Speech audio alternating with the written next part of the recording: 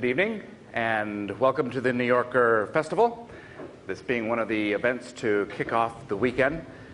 My name is Bill Buford. I am a staff writer with the New Yorker, formerly a fiction editor at the magazine. And it is my great pleasure this evening to introduce two very special writers, and two writers very special to my heart, Ian Buruma and Martin Amis. And we will be addressing the subject of the monster in writing and how the writer responds to the monster. Political, psychological, just downright ugly. Joseph Brodsky, one of our greatest poets of forever, and a Russian immigrant and resident not far from here, in fact, in writing about Russian fiction at one point said that this was Russian fiction under communism and Russian fiction under Stalin and then Russian fiction under the sort of great eras of repression. He said that a lot of Russian fiction really isn't fiction. It's not really works of the imagination. It's works that are determined by these outside forces, these demons, these monsters. And as such, they're just responses to a kind of political environment. Nevertheless, there's a reason why so much great Russian literature of the 20th century was a response to monsters. And I'm pleased this evening to have two writers who have been enthralled in different ways by the power and the menace of monsters. Ian Buruma has just finished a book which I believe, in fact, started with a New Yorker commission looking into the assassination of Theo van Gogh, in a brutal killing. And Martin Amis, perhaps one of our best fiction writers in the English language, is also been obsessed and equally preoccupied with monsters, from Stalin to Saddam Hussein to certain sort of unnamed demons that occur in his fiction. Ian, let me start with you. Is this idea of the political monster, is this idea of any monster, is it really just, for a writer, just good copy? I mean, after all, you've got someone you've just spent years investigating a man who did violent and terrible things. Is some of the appeal just that he did such violent and terrible things? I don't think it's just because it's good copy and sensational. After all, somebody who's led an exemplary life as a family man who's never hurt a fly is not a very interesting person, perhaps, to reimagine in fiction. But the interesting thing about somebody like the killer of Theo van Gogh is to figure out how somebody who actually started off being a perfectly average guy who indeed didn't hurt a fly was thought of as being rather a sort of pillar of his community, a do-gooder, a nice guy, did well at school and so on, how he can end up in a fairly short time being transformed into somebody who guns down a man off his bicycle and then slits his throat and then uses a knife to pin a pamphlet into his chest full of death threats and blood-curdling religious language. Now, what happens, what is it that's transformed this figure? What happened to his personality? Was there an evil there from the beginning? If so, what is it? Is it in all of us? Is it a political or a social or religious circumstances that turn him into this? I mean, I think that's something that for novelists and writers, non-fiction as well as fiction, is a fascinating conundrum. So in a way, the interest is that you're really studying just evil. Martin, is it evil that attracts you to? I mean, is it the study of evil that makes something like this a compelling subject? Well, I think you've got to distinguish between the big monsters and the little monsters. Those with a big stage to act on and those with a little one. They breed each other. When you look into the big historical monsters, you expect, when you open the biography of Stalin or Hitler or Mao, you expect the first sentence to to go. You know, he was raised by crocodiles in a cesspool in Kuala Lumpur, as if this would explain what then followed. And there's a charming anecdote about Stalin when the 1936 census appeared in Russia. It was about 10 or 15 million lower than what Stalin had imagined it would be. So the first measure he took was to shoot the census board and reappoint another. And I can imagine the second census board saying, look, if the figure we come up with now is still too low, then you'll have to decrease it by the present census board, you know, take another 40 people off it. But in response to that low census, Stalin did all sorts of, he reversed the progressivist agenda in Russia, the Leninist agenda. He recriminalized abortion, he legalized inheritance, he complicated and prolonged the divorce process, mass kindergartenization, etc. And another thing he did to try and get Russians reproducing again, because they'd stopped, it was like a sort of genetic strike, he went down to see his mother for the first time in many years. And she lived in a huge palace in Georgia, where she occupied one room out of 140 because she didn't want to be in the way or anything. And he went down and she said, "What are you now?" And he said, "Do you remember the Tsar?" And she said, "Yes." And he said, "Well, I'm like that." And then he said, "Mother, why did you beat me so much when I was a child?" And she said, we were quite right to do it. That's why you turned out so well, she said. A modern example of trying to find a logic in the childhood is the Hannibal Lecter. Now, when Hannibal Lecter was a good and credible figure, and Thomas Harris was a good writer, before he got ruined by all those huge meals he ate, there's a quite striking line in The Silence of the Lambs where he says to Clarice Starling, said, "Nothing made me happen, I happened," he said. Quite bracing line. But later on, when the whole character went decadent and the writer went decadent, and Thomas Harris went sort of gay for Hannibal, and he becomes ridiculously and alarmingly becomes the hero of the later books, murdering bastard who bites people's faces off. There's an attempt to make him morally intelligible. And it goes like this, that in Lithuania, or wherever the hell it was, where Hannibal's parents, who are both 9th century patricians, in their castle, the Germans came in and Hannibal looked up and suddenly Nazis, there was a famine at the time, Nazis were eating his sister. Now that'll cut you a lot of slack. But, so the explanation is given. But in fact,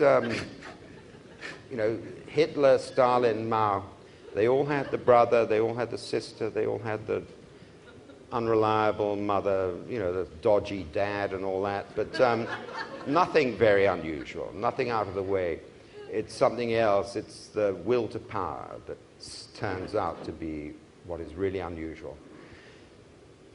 The big Stalins, the big monsters, have this huge stage to be monsters in, but they create little monsters who, the Freudian explanation for this is priority magic.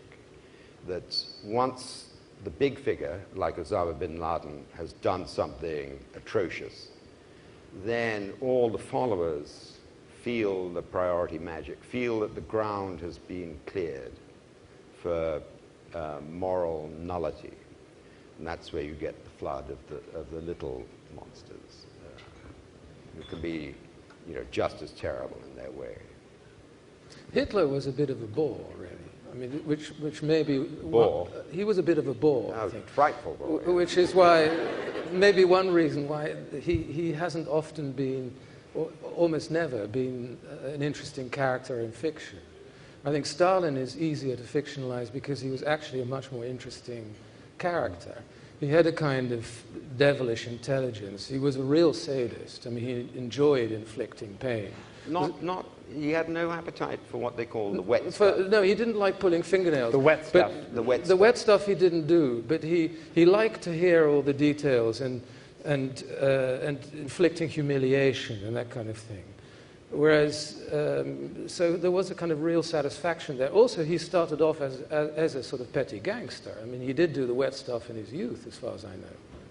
I thought there was a With sort the of, bank jobs and the... yeah, there was a little bit of that. Yeah. Whereas Hitler was more the kind of fanatic who, as you say, sort of made other people do all kinds of extraordinary things, but himself was actually a very boring, banal character. And Mao is more like Stalin, probably. But there is a reason why the people on the grand stage have made less satisfactory fictional characters than the smaller monsters, I would say. Yeah, because they pass into a different phase of inscrutability. I mean, Hitler was probably of the type of the artist Moncke. As was Mao, yeah. Those of you who've read Nabokov will realize that the artiste Moncke is a very dangerous type. Humbert identifies himself as of that type. And they're people who, and perhaps we've all come across them in our lives, they're people who actually are talented. If only Hitler had been a bit more talented, That would have been a good his thing. suicide would have happened in some tasteless apartment in Berlin in 1929, and not in the bunker in 1945. But the artiste Moncke is someone who has a lot of ingenuity that should be working itself out in art, but they bring those artistic nastinesses, devilish aptitudes to play in real life. The one I'd like to get my hands on, if I had if I'd grown up in Saudi Arabia, is Osama bin Laden. Another inexplicable entity, in that, sometimes you think it's all down to birth order. He's 17th out of 57. We know what a bitch that can be. Notoriously difficult slot. And when your dad is an illiterate billionaire, certain sort of nastiness among the older brothers is only to be expected. The dad, by the way, was a sort of amazing, sex machine. He was. He didn't just. He had the standing 4 wives that you're allowed, and a completely churning multitude of mistresses. And when it's piously said that you're allowed 4 wives, as the Prophet was, the ease of divorce in the Muslim world, where it's true in Leninist Russia, to get divorced, all you had to say was, "I divorce you," and had to put it on a postcard. And then that was that. In Islam, you have to go through the much more, rigmarole of saying it 3 times. I divorce thee, I divorce thee, I divorce thee. Anyway, Osama's dad did a lot of saying that. In fact, her whole life might have been just a repeated tape saying, I divorce thee, I divorce thee. But the interesting thing about Osama, he's a self-created monster, in that if you look at his statements in the late 1980s, early 1990s, about America, he says, America, must be opposed. Whenever you meet an American, you should make your grievances known. and you should write to American embassies. Write to American embassies. In 10 years' time, he was blowing up American embassies in North Africa. He radicalized himself. He took on the doctrine of takfir, where we'll talk about that perhaps in a minute, where you can kill absolutely anyone you like, as a sort of PR move. And he wasn't like his number two, Ayman al-Zawahiri. He wasn't rewired by events, by torture. And there's a vigorous, viable theory that international terrorism was created in the prisons of the Middle East, particularly the prisons of Cairo. If you've been tortured, then you can imagine, what follows from that is... You'd be pretty irritated. It's all very understandable. That it's as if your whole moral network is reordered. And of all the people who connected with Osama, and all the Taliban leadership, for instance, are the most damaged people on earth. I mean, succession of one-eyed mullahs, tin-legged and peg-legged zealots. Osama, who I think is very low IQ, and this is quite well attested, did at least have the wit to stay in one piece. I mean, nothing ever happened to Osama, but he created himself as a monster because he thought this was what would play. And he's never been anything other than a kind of PR creation. I'm getting a theme, Martin, that almost you regard a lot of these people as deriving a kind of artistic satisfaction in being able to play out on a real stage things that people don't do. That there's a kind of almost an artistic self-drama. Well, I think we should be looking at Islamism in the light of the death cults we know most about, which are Nazism and Bolshevism. By death cult, I mean the drastic demotion of the value of human life. That's the first step. Trotsky said the sanctity of human life is papist Quaker babble that we must refute. The idea that destruction is creative, extraordinary notion, but very revolutionary notion. So you have also all the minor elements are, self-pitying romanticism, morbid adolescent rebelliousness, combined. I think much neglected theme in terrorism is the childish pleasure of smashing things up. Remember what it was like, you're in a half-abandoned house, you smash all the windows, you can, a raw pleasure. We have one at home with the babysitter tonight. All these traits, the invocation of the very old and the very new, anti-Semitism always. You have all these minor traits, and then you have the really radical ones, which are the rejection of reason, tremendously empowering when you reject reason.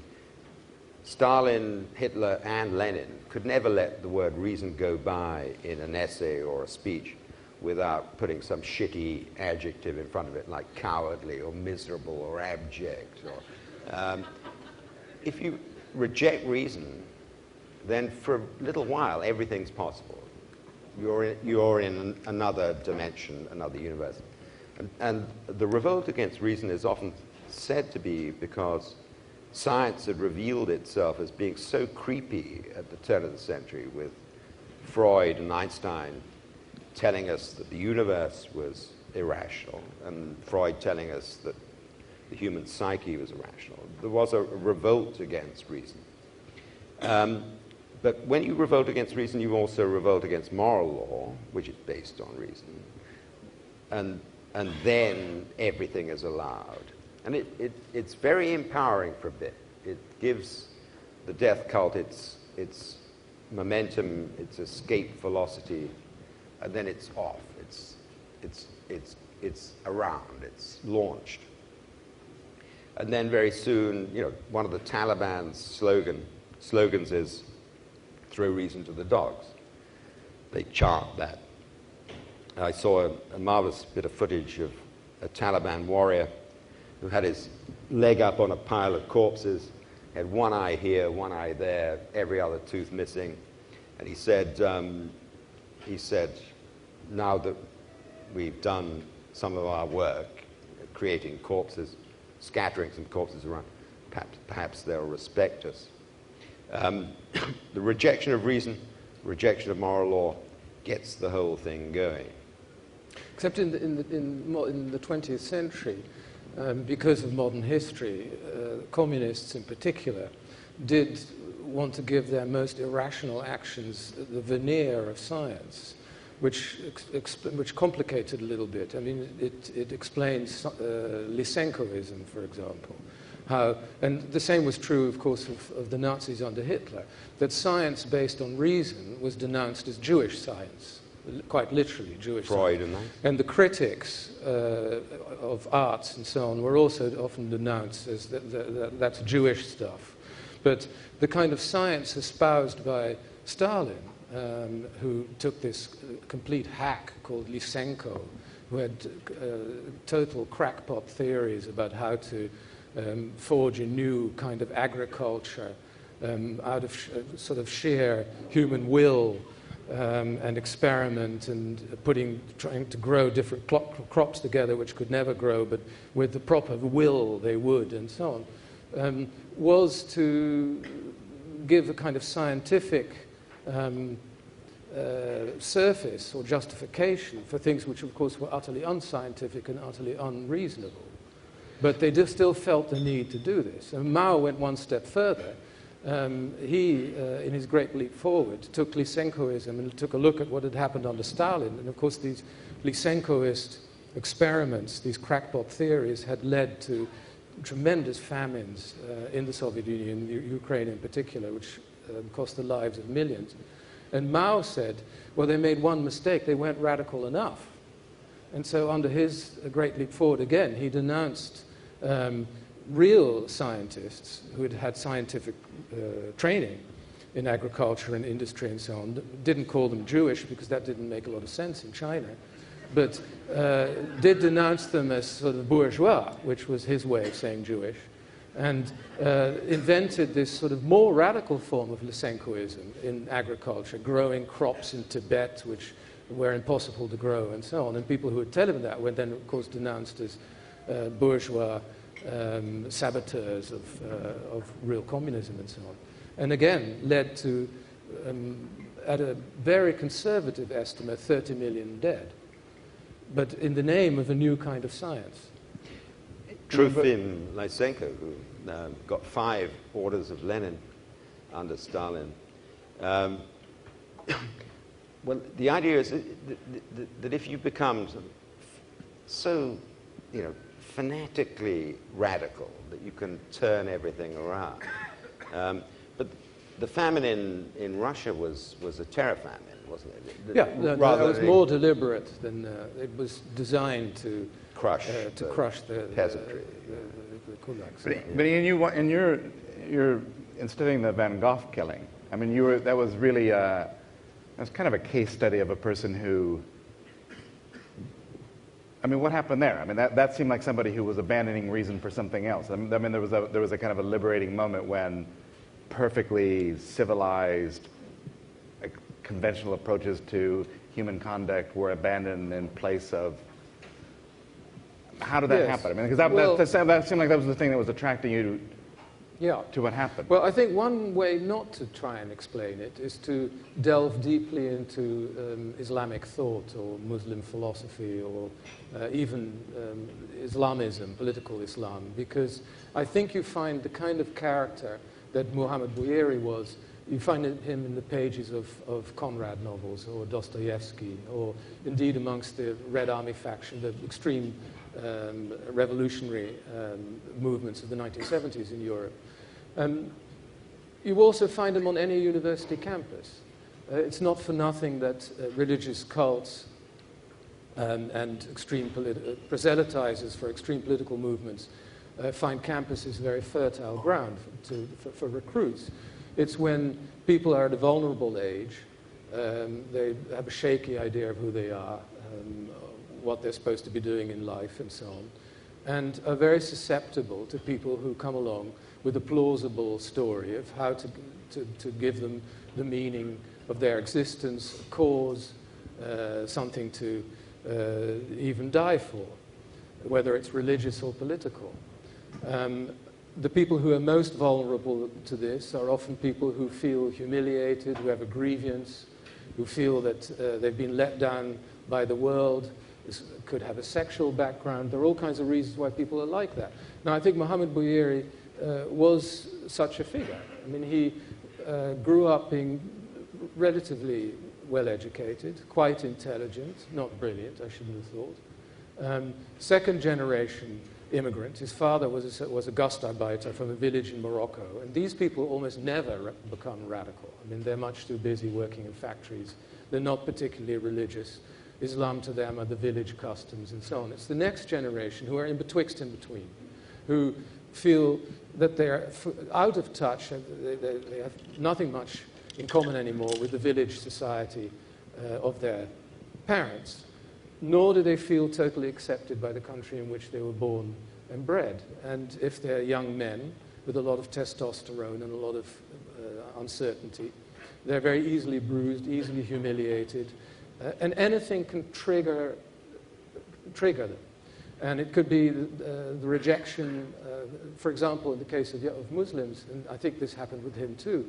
They have this strong idea, the second generation, not when I say they, not all of them, but some of them have this strong idea that basically all Western women are easy lays.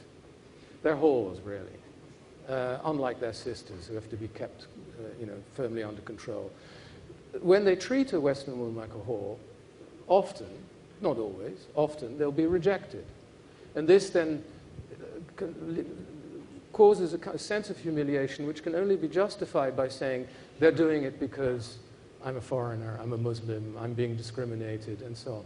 That can lead to a kind of rage that triggers violence.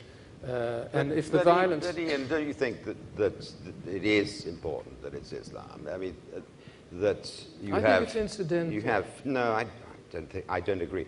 You have 60 generations of suppression of women. How do you... I mean, the theme of the tempter is tremendously important in Islam. Sayyid Qutb, this... again, like a Nabokov narrator, one of these high-minded, snooty guys who's always proclaiming his purity while disclosing, inter alia, impenetrable murk. He came to America at the end of the 40s and had a little episode in New York, then Washington, then went to the hell house of Greeley, Colorado, and where he formulated modern Islamism. An amazing story, a ridiculous story. And the many incidents along the way, like he claimed he got almost raped by a drunken American woman on the boat from Alexandria to New York. I mean, no one knows what really happened, but apparently she was battering on his cabin door and he was barricading himself in. Then he gets, in Washington, he was hospitalized with lung trouble, and he said that the nurse with her thirsty lips, her bulging breasts, her swelling rump. In Colorado, a woman assails him with the notion that, this was 1949, early feminism, that sex is just a physical process, nothing to do with morality. Deeply, from this, he formulated the theory that Americans were unworthy of life, arrogant animals who would have to be eliminated. The last line in the Quran is a reference to the devil, where the devil is portrayed as the insidious tempter whispering in the minds of men. And it turns out in developed Islamism, in the political thought of this movement, that's what we've all been doing for the last couple of 100 years, though we didn't know it, was creating a society for the tantalization of good Muslims. Yeah, they look at our society and they feel tempted by it. And this terrifies them. The sensuality of women, I think, is very close to the heart of all this. It's the thing they can't bear about modernity is the equality of women. But I'm a bit skeptical about these grand cultural theories. Yes, in the case of Muhammad Bouyeri, to say it has nothing to do with Islam would be absurd, because it's done in the name of Islam. There are traditions, as you say. But it's a bit like the from Luther to Hitler theories about what explains the violence in Germany in the 1930s and 40s. You can find, if you read Heinrich Heine about German romantic philosophy, you could find plenty of things in the German tradition of romanticism and so on that are harbingers of the violent radicalism of Nazism. But to say that somehow the real answer to the way that Nazis behaved or Germans behaved in the 30s and 40s somehow can be found buried in some deep German tradition, I would be suspicious of, just as you could say in the case of the Japanese with kamikaze and violent behavior of Japanese troops in China and so on. This is often explained, well, the samurai tradition and the warrior tradition, and it's all there. If you look at Japanese history, you can find it. No doubt in the case of Serbs, there are all kinds of things that you could find in Serbian history that explain it. But I think almost any history and almost any religion and almost any culture will contain seeds that in certain circumstances can be perverted into justifications of extreme violence. That's the only reason why I say to try and find the key to the behavior of somebody like Muhammad Bouyeri in the Muslim tradition is a little bit of a red herring. Yes, you can find... Who is the killer of Van Gogh? We haven't introduced him. Sorry? But who was the killer of Van Gogh? Muhammad Bouyeri, yeah. That's his name. Yeah. Still, it's very striking and concerted, the hatred of women in this perversion of Islam. Well, I mean, the Quran says, if you suspect your wife of disobedience, then keep her in beds apart and beat her, and if she relents, take no further action against her.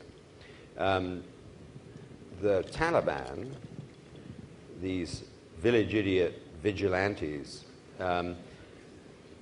not only when they took power in 1996, when they took Kabul, they not only at a stroke dismantled the whole educational and medical services of the country by banning women from working. They decreed that they should never leave the house, and they decreed further that windows of their houses should be blacked over so that not even the light of day should penetrate into their lives. The Taliban, the young warriors of the Taliban are young men who have never really had any contact with women. They've lived through those years of civil war. They're a brotherhood. You know, that's the Muslim brotherhood. It's at these camps in Afghanistan and Waziristan, Pakistani border. It's suicide bombing in the morning. It's RPGs and IEDs in the afternoon, and in the evening it's hating women. It's very striking. It's very insistent. No, I mean, there's no disagreement about the Taliban, obviously, and I agree that the hatred of women and extreme Puritanism of one kind or another are close to this kind of monstrosity. But what interests me more is not what sort of, as you put it, I mean, village vigilantes. What did you say? Village idiot. Village idiot. But village idiots turn out that way. What is more interesting is how people in a very civilized country modern country like Germany could turn out into something similar. And for example, if you look at the SA men, the stormtroopers in the 1930s, they also had this very strong sense of that male camaraderie, male bonding was the only honorable way to live, that women were sort of disgusting, and so on, that violence was a pure way to act, and there were, quite overt homosexual overtones in this too. But the tradition of this kind of men bonding together to act violently, you find in all cultures, throughout history. Now, what is it that brings people who live in a society that's much more highly evolved and complex and has far more freedoms than Afghanistan, especially in times of crisis? What drives those sort of people to do these things, which I think is more interesting, and it gets one, I think, closer to perhaps something that is in all human beings, and that cannot simply be explained by finding the key in one specific tradition rather than in another. Yes, but the availability of the warrant is very important. That is true. That is why you find this thing amongst young Muslim immigrants in Europe more readily than, say, under young Hindu immigrants. Because the ready-made cause is there. If you're looking for a violent revolutionary cause to die for, Islamism is there, which is not available to immigrants or young people from a different tradition. That is absolutely correct. Yeah. I would agree. And perhaps the common theme, although this doesn't quite explain Russia, but humiliation seems to be... Martin, to amplify sort of Ian's point, you used a phrase earlier, the moral nullity, to characterize the behavior of the little monsters. If a big monster has the swagger and charisma and whatever it takes to change the rules completely, it seems to have the effect of liberating these little monsters like the SS men, which opens up the frightening or interesting possibility, at least, that there is a kind of that violence, this kind of monstrous ugliness is a very natural expression. It's just waiting for the chance to be set free. I think that's evident, that given total power, an individual given total power over another individual, his thoughts will soon turn to torture. That seems to be the equation. And that interests you?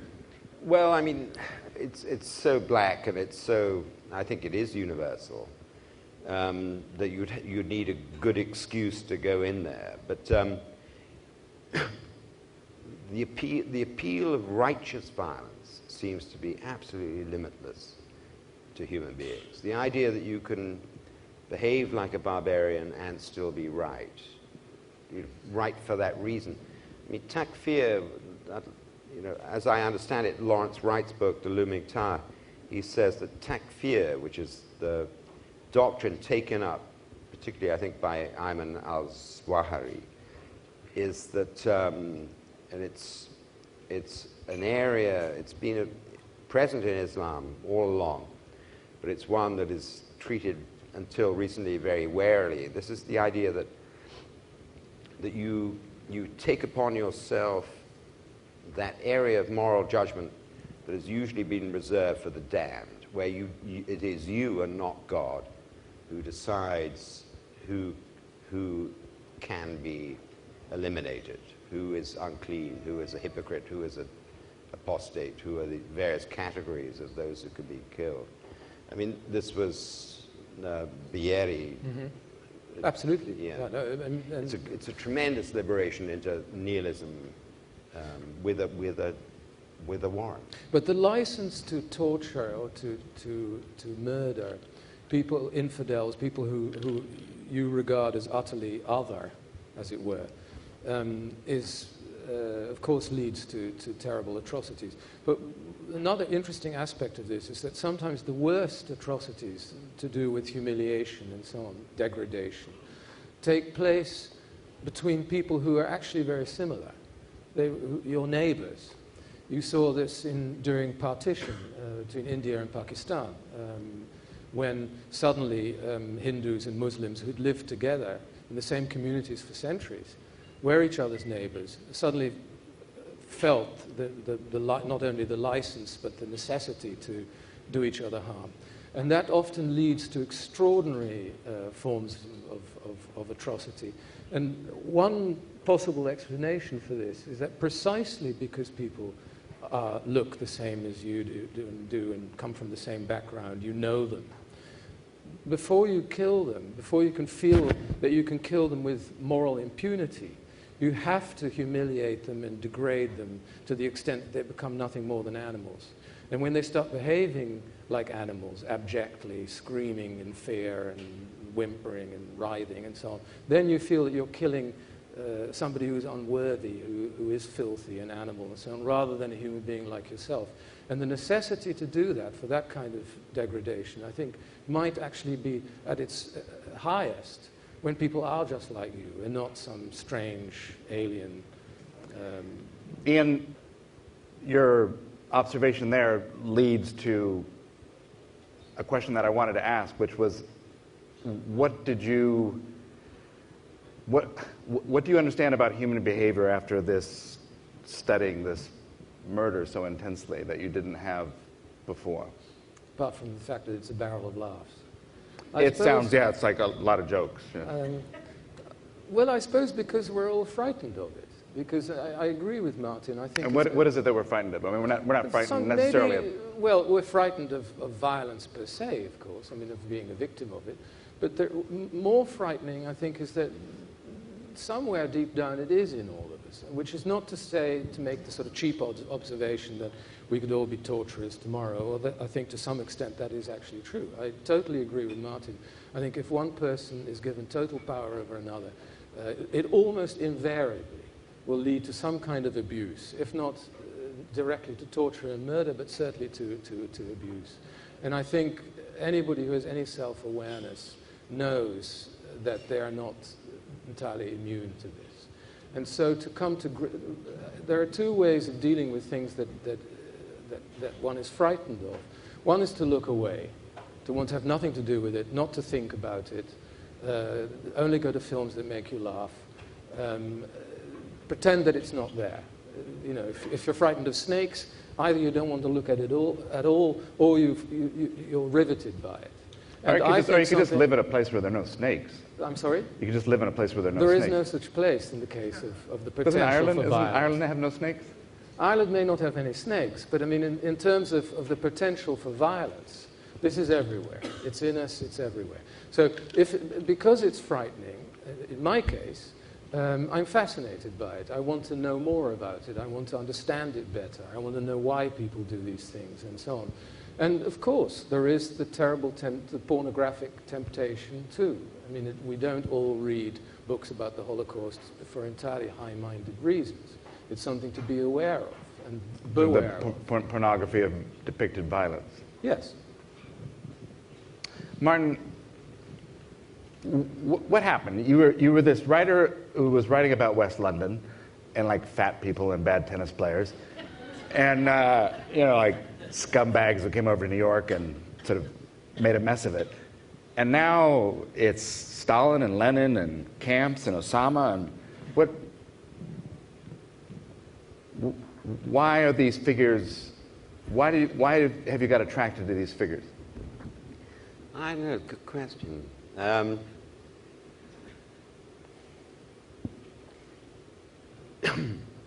mean, you've been thinking impressively long and hard about them. Was it related to like sort of rediscovering Robert Conquest and the sort of Stalin Robert Conquest, years? the great historian, the great terror. It was more. I think it began with.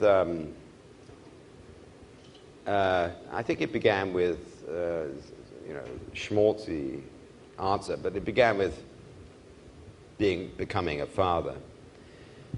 And then thinking that, much follows from this, and that suddenly the future of the planet, which had been of no interest to me whatever until then, did become emplaced. And then all these sort of pain-in-the-ass subjects like global warming and the continuity of the planet became important to me. Not overnight, but... And I do remember that you sort of discovered that the world had nuclear bombs right after your first child, I think. Yeah. That suddenly became very important to me. And then I think I wrote the book about Stalin just to give myself a political education. Then September the 11th happened, and suddenly politics filled the sky. And my subject, geopolitics has not been my subject, but masculinity always has been.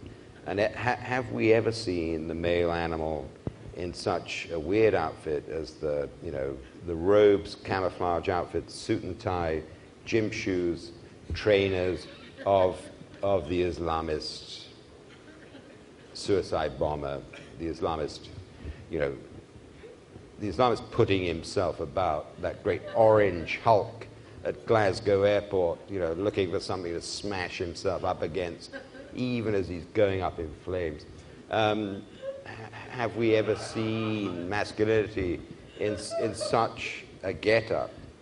And then the way this relates to women, I did think this is now a subject that I am prepared, I've always been prepared for. On behalf of The New Yorker, I'd like to thank Ian and Martin for